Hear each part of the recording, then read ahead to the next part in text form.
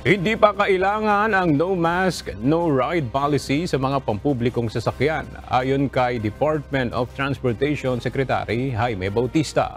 Ito ay sa gitna ng issue ng walking pneumonia sa bansa. Ayon sa kalihim, nasa mandato na ito ng Department of Health.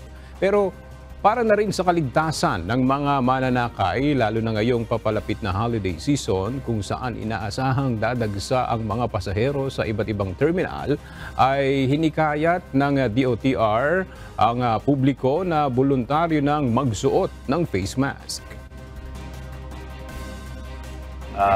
Siguro it's good also to personally have yung mga mask natin, no? Although wala pa namang directive ang Department of Health, no?